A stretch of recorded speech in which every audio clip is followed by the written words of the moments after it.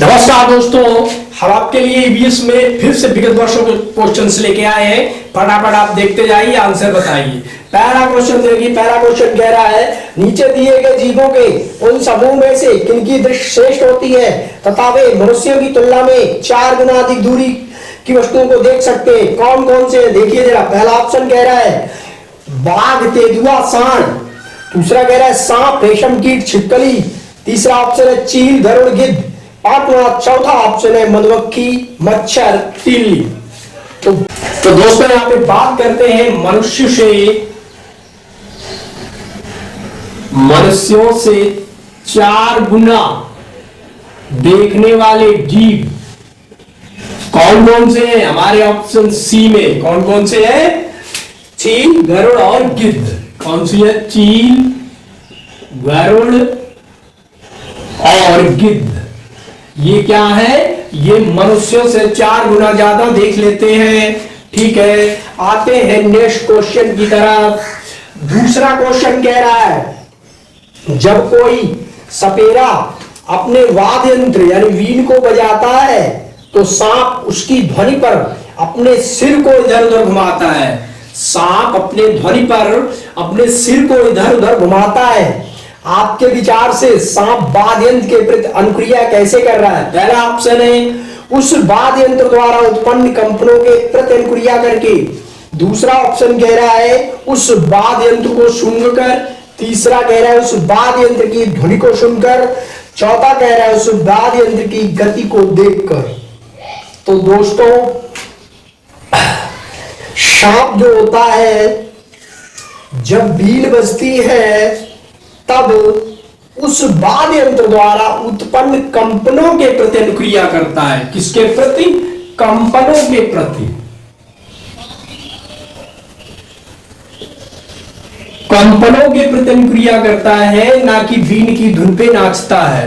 जिस तरह से वो कंपन होते हैं वो अपनी जीभ निकाल के उधर ही जाता है।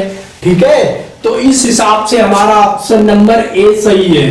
और सांप जीव के द्वारा या जमीन में कंपन या धमक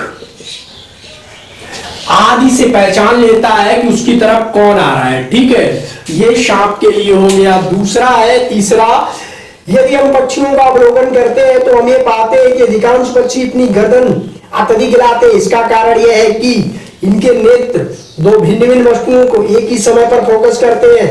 अधिकांश पक्षियों के नेत्र स्थित होते हैं और वे घूम नहीं सकते। आगे कह रहा है इनके कान ढके होते हैं और वे उड़ सकते हैं। अगला कह रहा है पक्षियों के 2 नेत्र या आंखें होती हैं। तो दोस्तों बात करते हैं अगर पक्षियों के बारे में, तो पक्षियों के बारे में जो आपका ऑप्शन नंबर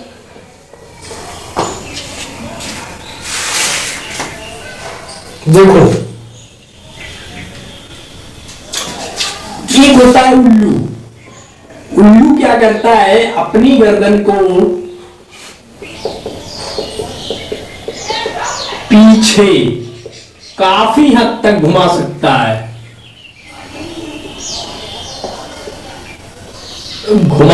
है। ये तो होगी उल्लू के बारे में। ठीक, अब दूसरा और पूछ दिया जाता है कभी कभी हमसे कि झटके के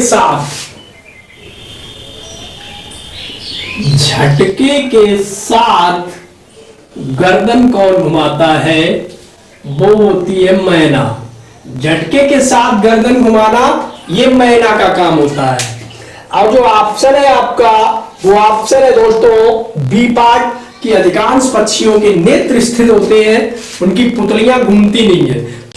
बढ़ते हैं चौथे क्वेश्चन की तरफ। चौथा क्वेश्चन कह रहा है, नीचे दिए गए जानवरों के से निम्नलिखित में से कौन सी विशेषता पाई जाती है? छिपकली, गौरैया, कछुआ, सांप। उनके शरीर शल्क से ढके होते हैं, वे अंडे देते हैं, वे जहरीले होते हैं, वे भूमि पर जल में दोनों जगह रह सकते हैं। तो मेरे भाइयों, अंडे देने वाले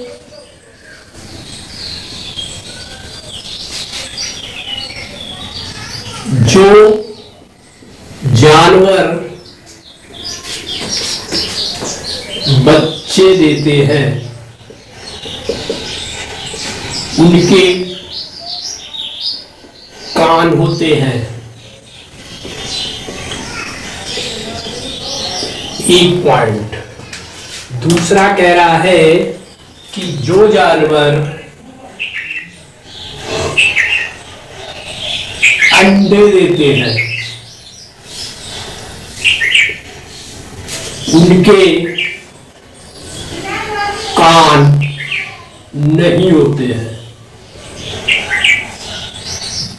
तो हमारा ऑप्शन है कि छिपकली, गौरैया, कछुआ, सांप क्या देते हैं? अंडे देते हैं, और बी ऑप्शन सही है। ठीक है। पांचवा क्वेश्चन कह रहा है निम्नलिखित में से पक्षियों में कौन सी हद तक अपनी गर्दन को पीछे तक घुमा सकता है? तो अभी अभी हमने बताया दोस्तों उल्लू, तो आपके ऑप्शन में भी लिखा है उल्लू है। ठीक है, अगला क्वेश्चन देखते हैं। कुछ जानवर रात में जागते हैं। ये जानवर हर चीज को जिन रंगों में देखते हैं वे हैं। देखो, जो रात्रिचर जीव होते हैं, रात्रिचर जीवों को काला और सफेद दिखता है, काला और सफेद दिखाई देता है। ठीक, जो रात्रिचर जीव होते हैं काला और सफेद दिखाई देता है। आठवां क्वेश्चन कह रहा है निम्नलिखित में से सही कथन चुनिए। जिन जानवरों के बाहरी कान पर शरीर पर बाल होते हैं वे बच्चे देते हैं। अभी भी हमने बताया, बिल्कुल सही बात है। दूसरा ऑप्शन कह रहा है जिन जानवरों के बाहरी कान व शरीर पर बाल नहीं होते वे अंडे देते हैं। सही बात है।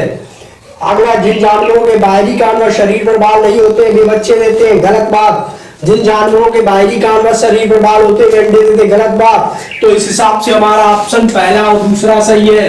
ठीक, मतलब कि जिनके कान होते हैं वो बच्चे देते हैं, और जिनके कान नहीं होते वो क्या करते हैं? अंडे देते हैं। ठीक है, तो ऑप्शन नंबर 1, 2 सही है। ऑप्शन नंबर 1, 2 सही। रात में जागने वाले जानवर हर चीज को काला और सफेद देखते हैं। तो इसमें कौन सा? ऑप्शन नंबर बी सही है। अगला देखते हैं। पक्षी अपनी गर्दन बहुत हिलाते हैं जिसके कारण उड़ नहीं सकते। पक्षियों की आंखों की पुतलियां नहीं घूम सकती हैं। जब पुतलियां नहीं घूमेंगी तो बी ऑप्शन है इसका। अगला है निम्नलिखित में से जीवन प्रक्रियाओं का कौन सा युग्म पेड़ पौधों और जंतुओं दोनों में मिलता है? वृद्धि और प्रजनन। वृद्धि और प्रजनन ये दोनों में मिलता है। किसमें मिलता है? वृद्धि और प्रजनन। ऑप्शन नंबर डी बिल्कुल सही है। ठीक है दोस्तों, अब आते हैं 12वें क्वेश्चन पे। निम्नलिखित में से उसे चुनिए जो अपनी मादा की पहचान उसकी गंध से कई किलोमीटर दूर तक कर सकता है। इसका नाम होता है रेशम का कीड़ा। रेशम का जो कीड़ा होता है दोस्तों, ये कई किलोमीटर दूर से अपनी मादा की पहचान कर लेता है। ठीक है दोस्तों, तो यहाँ पे रेशम के कीड़े की बात की जो कई किलोमीटर दूर से अपनी मादा की पहचान कर लेता है। ठीक है, तो ये चीजें हैं जो आपकी सिलेबस में आती हैं। और यहाँ पे कुछ चीजें जो आपके लिए जरूरी हैं। 1 मिनट का समय दीजिए, कंप्लीट करता हूं की पॉइंट्स में। पहली की पॉइंट्स हम आपको बता रहे हैं कि उत्तरी गोलार्ध की प्रमुख अक्षांश रेखाएं। उत्तरी गोलार्ध की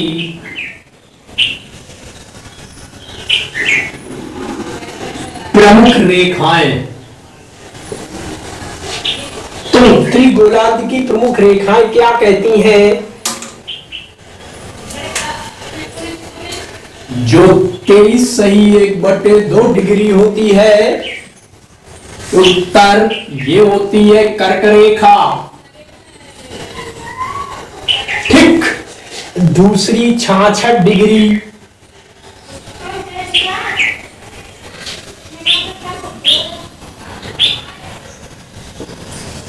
उत्तरी ध्रुव।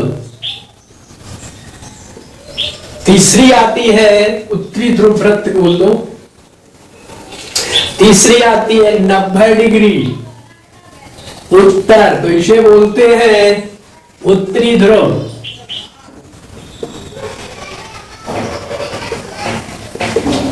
दोस्तों दोस्तों यहाँ पे जो रेखाएं हैं 23.5 डिग्री कर्क रेखा कहलाती है, 66 से 1/30 डिग्री उत्तर में उत्तरी ध्रुव वृत्त कहलाता है और 90 डिग्री उत्तरी में उत्तरी ध्रुव कहलाता है। तो क्लास आपको कैसी लगी आप में जरूर बताइए, इसको लाइक और शेयर करते रहिए। धन्यवाद।